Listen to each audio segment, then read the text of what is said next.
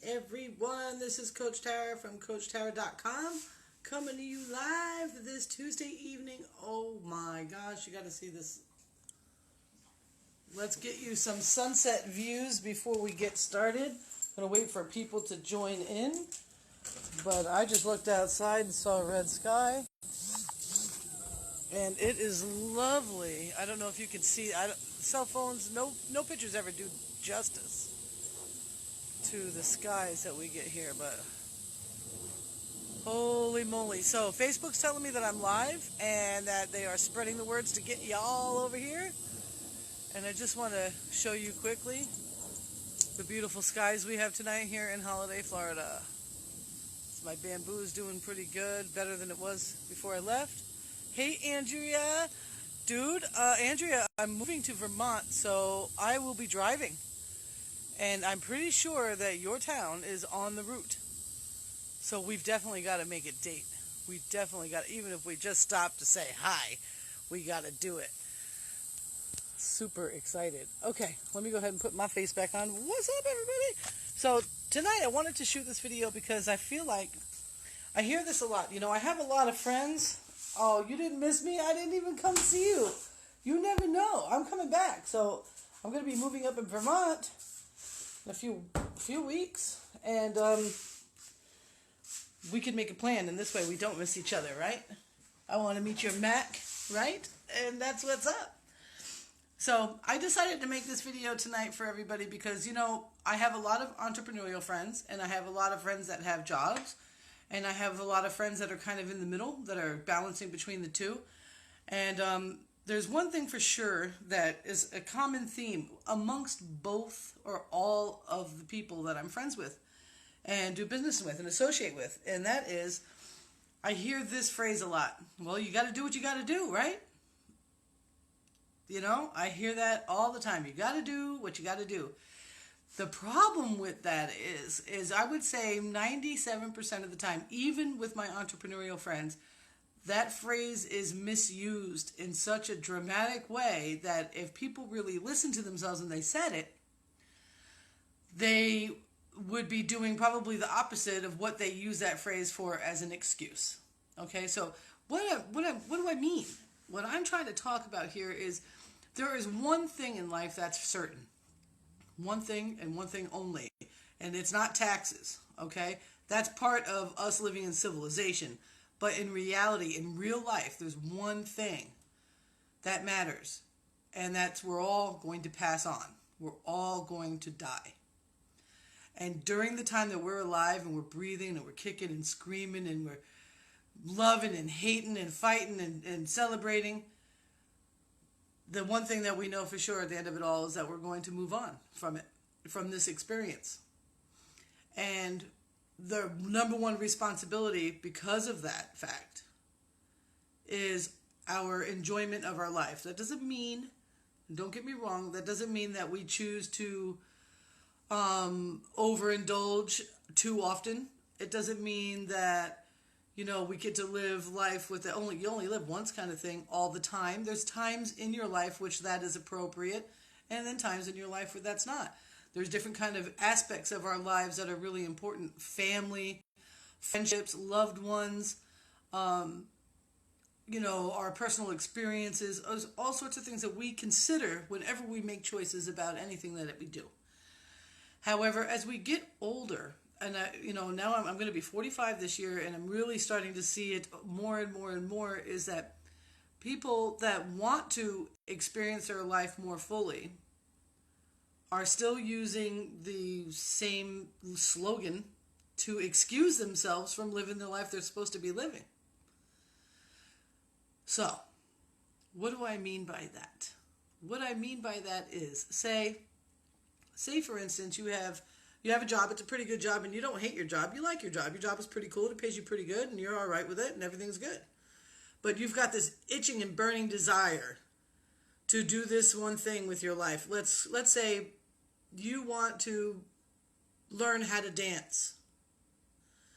And there comes a opportunity, because now you're taking dancing lessons, you know, on your time off, and you maybe you go into shows and watching other people dance, and and you're starting to become involved, and you're becoming involved with the culture of being a dancer, and you get an opportunity to go study for one day with somebody that you highly respect in the field of dance. But you see, you've got to work that day. You're scheduled to work that day. And you think about, well, the last time you asked for off, your boss punished you by giving you less hours the next week. Or the last time you asked for off, they punished you by not giving you time when you needed it because you weren't feeling well or something. All those crazy politics that happen. And oftentimes what we'll do is we'll see this immediate danger, like, well, if I do that, then maybe I will lose some responsibility at work, or we're really close to evaluations, and what if they decide to keep my raise from me? And I have this opportunity to go to the studio for a whole day and dance with this person and learn from them. But if I don't go to work, it's more than just the money that I would miss for the day being out. It's what the repercussions are. And those immediate repercussions are those little political things that happen at jobs, and little political things that happen in your business if you're an entrepreneur. And then there's the repercussion of maybe that money is something that you gotta have. Maybe you've depleted your savings, and maybe rent or mortgage or car payment or insurance is due next week, and you might be a little short. You might have to get really creative. And you think about it, and you think about all those things that could happen and all those little things.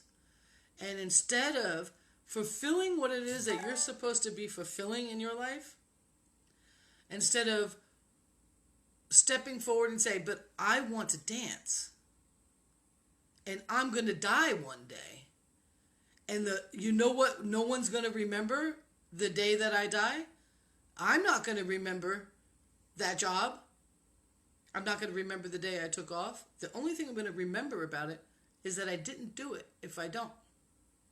If we start to analyze our actions in our life and we stop using that, well, you got to do what you got to do, most people would say that, and they would forego the opportunity to dance with a mentor that could possibly change their life. And if it didn't, it would at least be able to change the way they feel about themselves on their deathbed.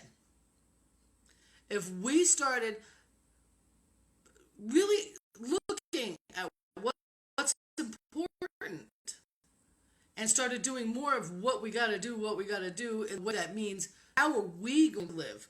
How are we going to feel? How are our children going to, what are they going to see?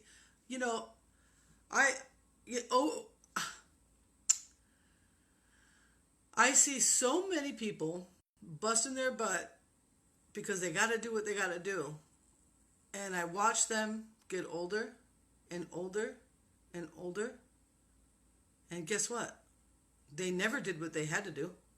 They did what they thought they had to do, so that they thought that this would be okay. But when it all boils down to it, they find themselves, their body's too old to do the things they wanted to do.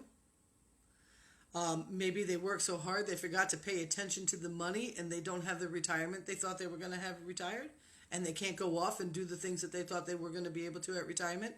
What if they got sick because of the stress level that they had, because of always doing what, quote unquote, doing what they had to do, and all that time they thought they were going to have to do the things that they really should have been doing is now filled with doctor visits, is now filled with regret, is now filled with times like that.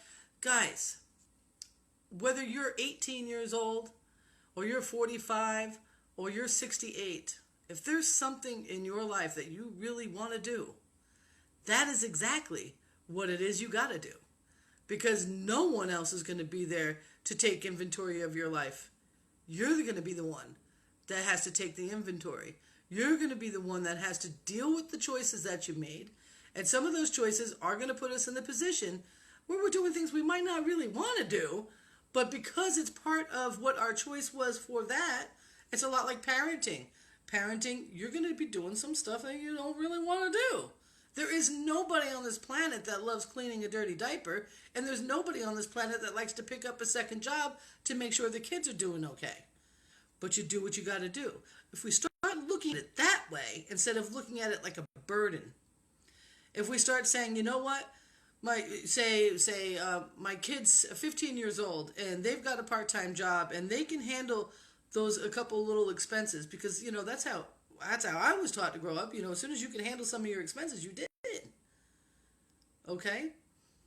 Let's do this because I want to make sure I put money aside for this and put money aside for that. And you know what? I want to learn how to dance.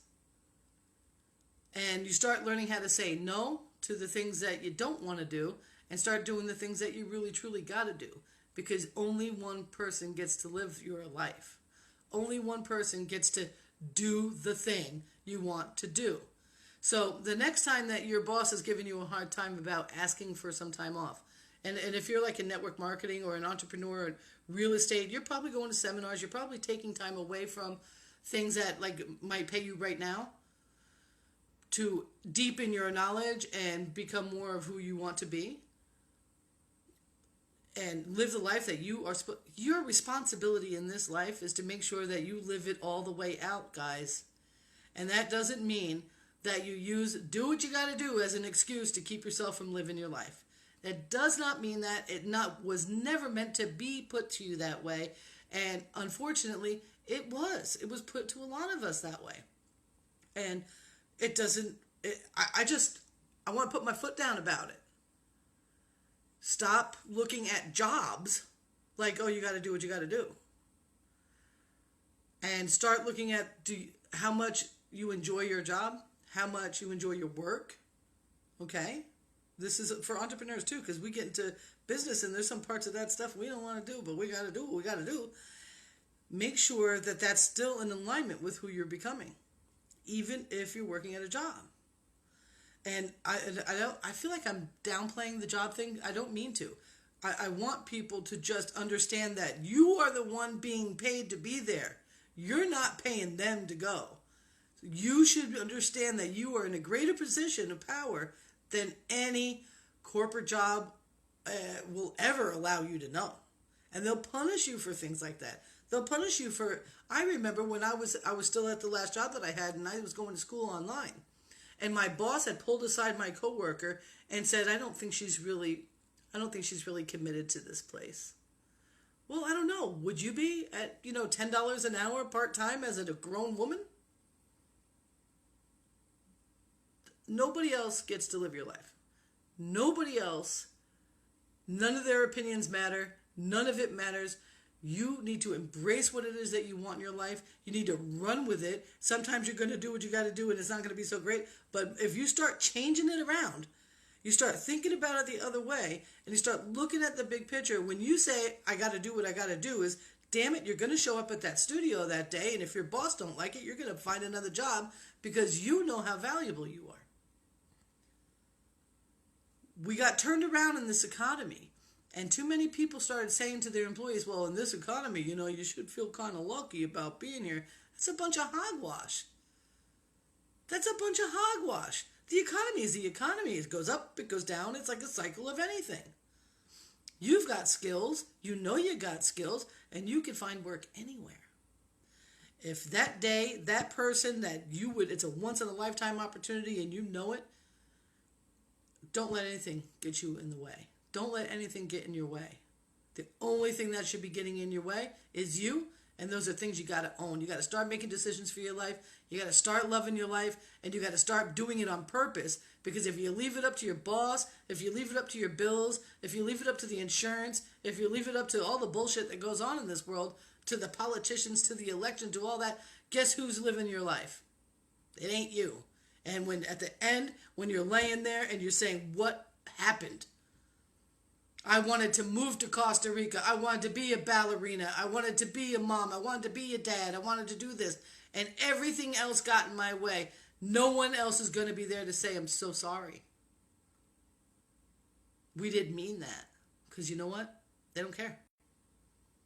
You're the only one that cares the way that you care. It's you. It's you, and that's it. Don't apologize no more. Be unapologetic about it. My friend Andrea's on here. I love her so much. She's one of the most talented actresses and performers I've ever seen. And I bet you she does a lot of what she's got to do for her dreams.